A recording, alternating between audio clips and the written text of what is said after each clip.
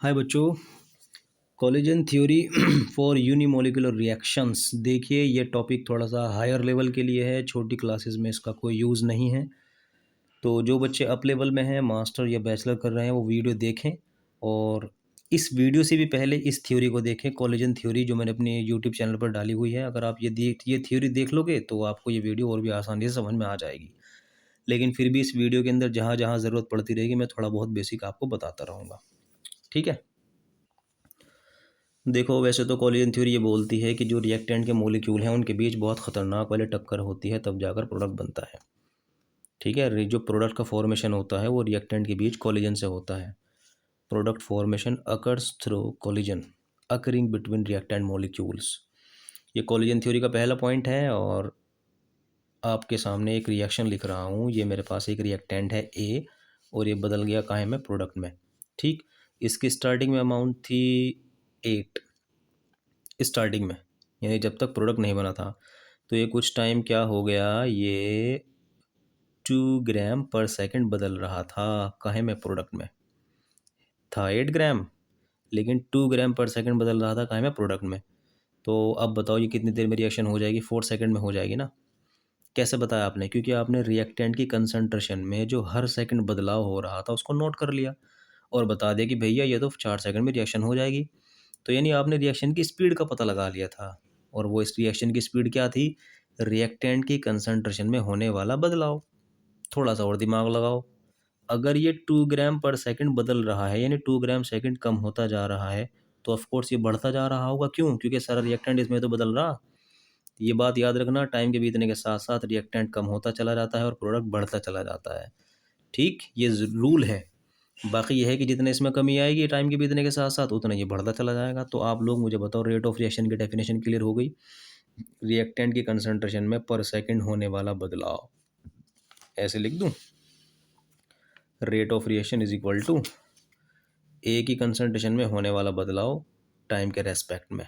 Minus क्यों लगा रहा हूँ? क्योंकि टाइम के बीतने के साथ साथ घटता चला जाता है। माइनस इस चीज़ को इंडिकेट कर रहा है।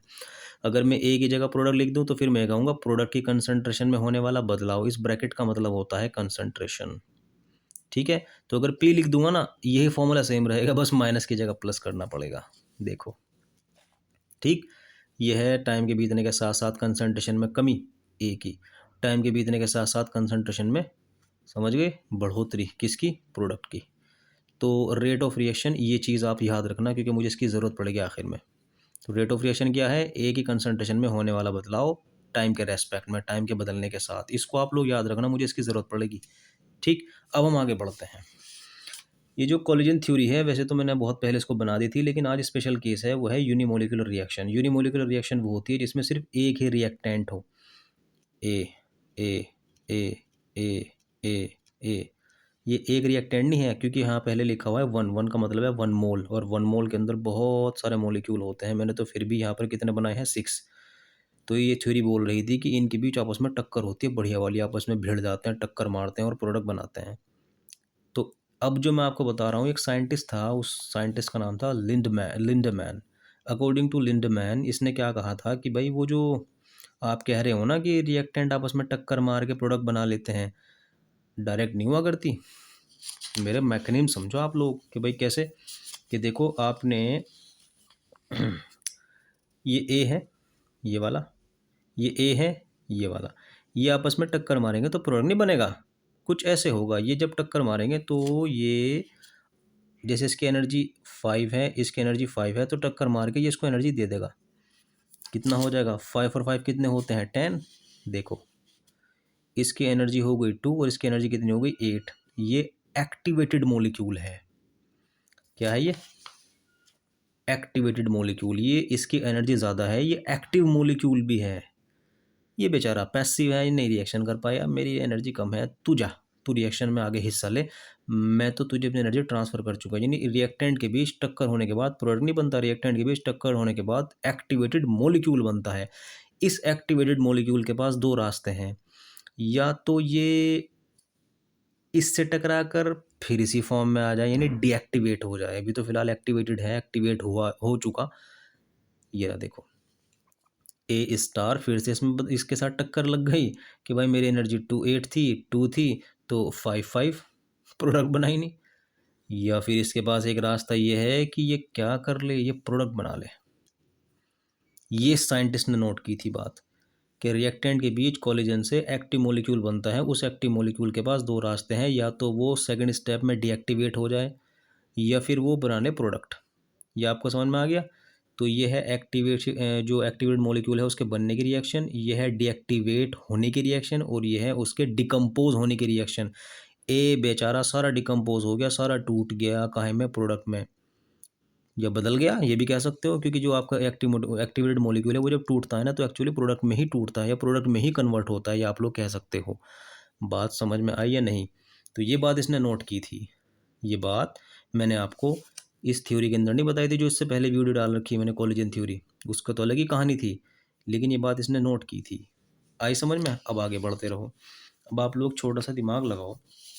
ये देखो, इस मुझे आप लोग पढ़ते रहना, मुझे बताते रहना। Rate of formation of activated molecule.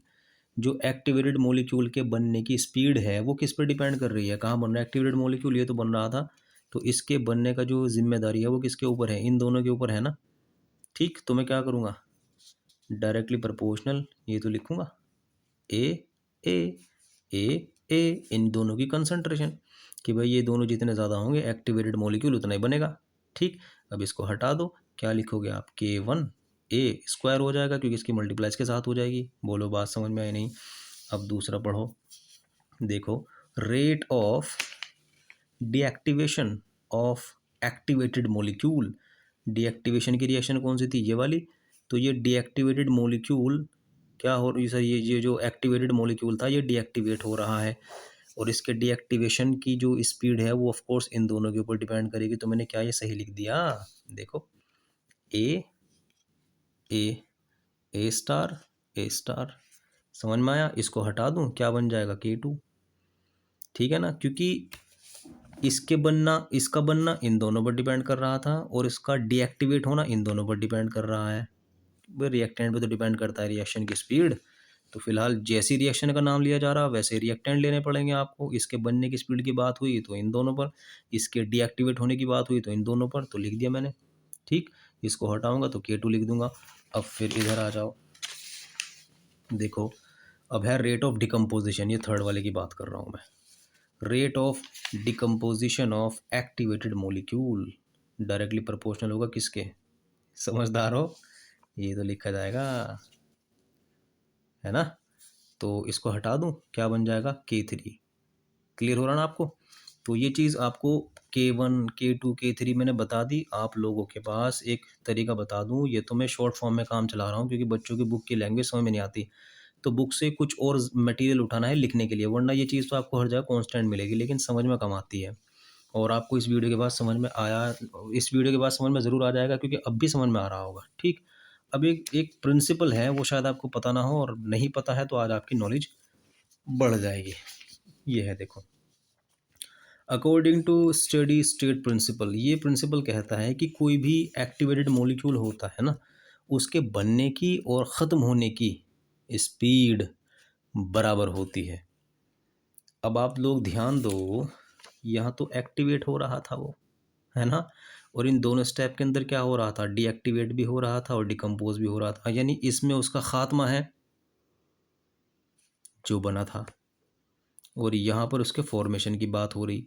ठीक, तो ऐसे कर दूं, ये rate of formation is equal to rate of disappearance, गायब होना।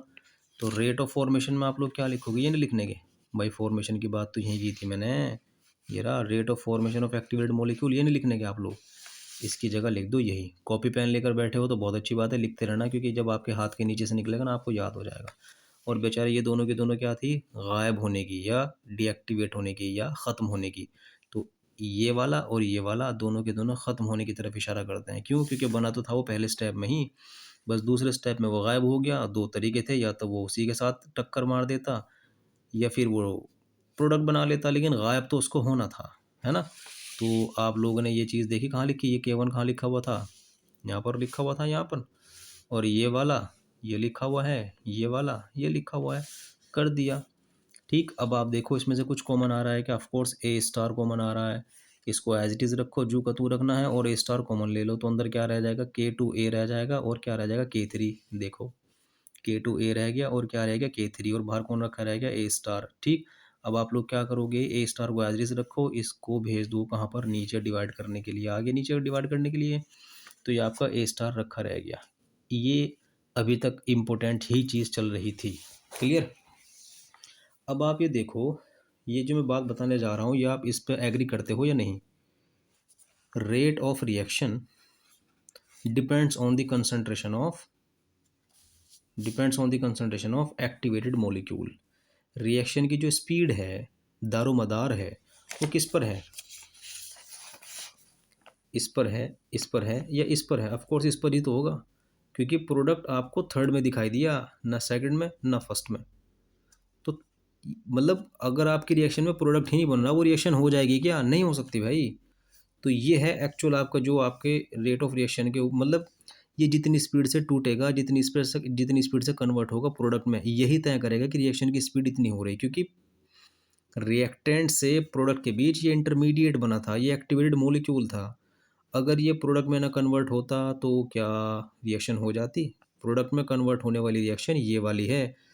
तो स्पीड जो है ना, ये बताने की रिएक्शन की, ना ये बताने की रिएक्शन की स्पीड कौन बताएगा? ये वाला स्टेप बताएगा। क्यों? क्योंकि यहीं के अंदर आपको मिल रहा है प्रोडक्ट, और इसमें मुझे दिख रहा है कि आपका जो एक्टिवेटेड मॉलिक्यूल था वो डिकम्पोज हो रहा है, टूट रहा है। कहाँ में? इसमें।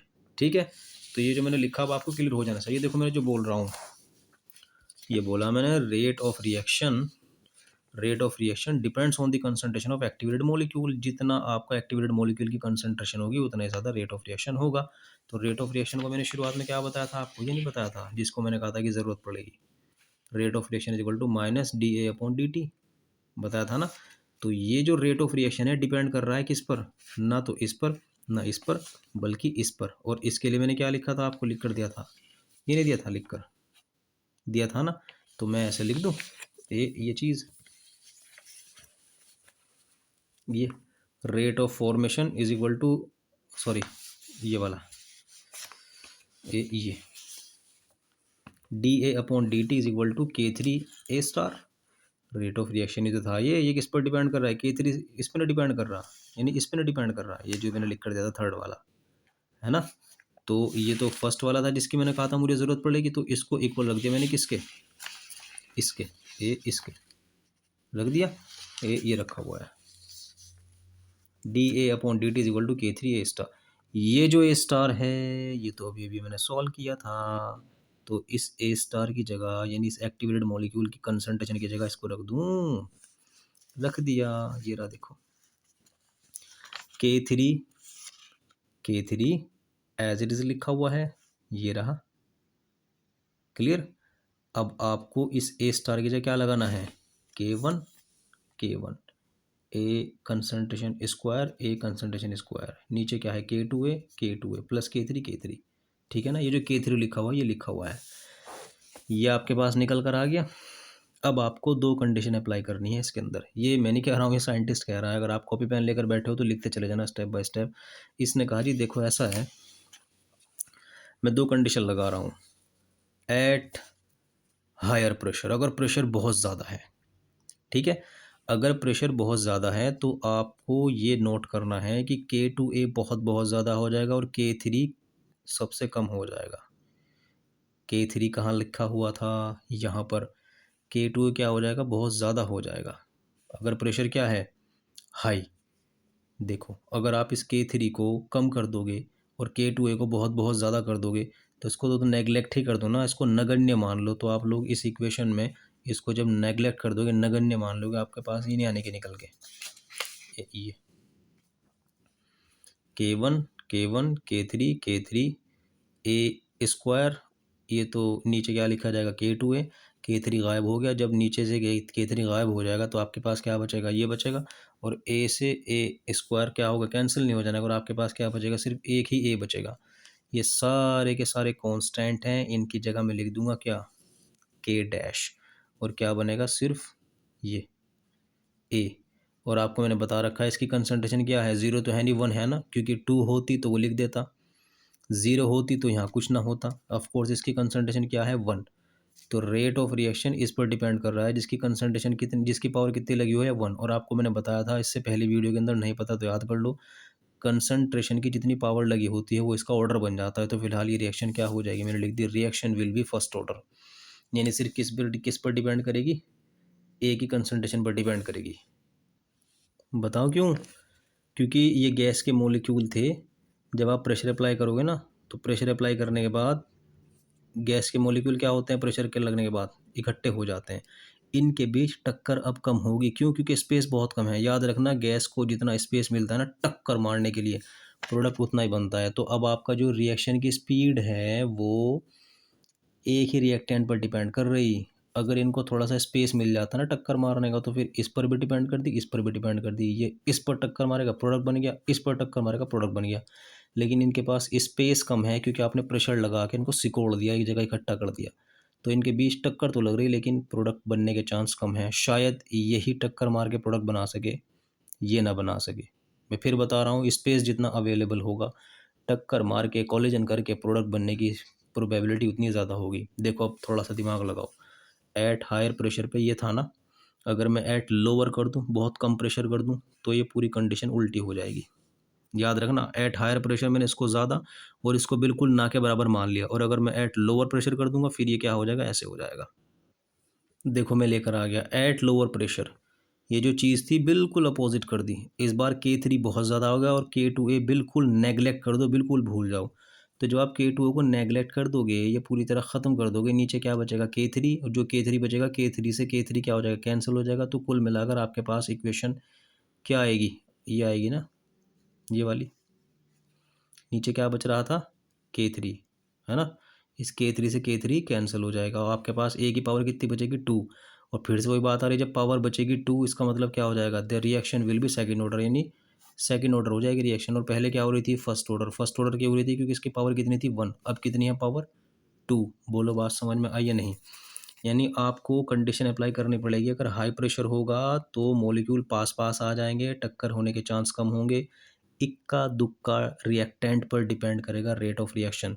और अगर आपने प्रेशर कम कर दिया तो वॉल्यूम क्या हो जाएगा, बढ़ जाएगा, और रिएक्टेंट जो पहले घिच-पिच होकर ये भीड़-भाड़ की वजह से टक्कर नहीं मार पा रहे थे, अब वो टक्कर मारेंगे, और पूरी रिएक्शन का ज़िम्मेदारी, पूरी रिएक्शन का ऑर्डर अब एक पर ना डिपेंड करके 2 पर डिपेंड करेगा, और रिएक्शन क्या हो जाएगी, सेकंड ऑर्डर।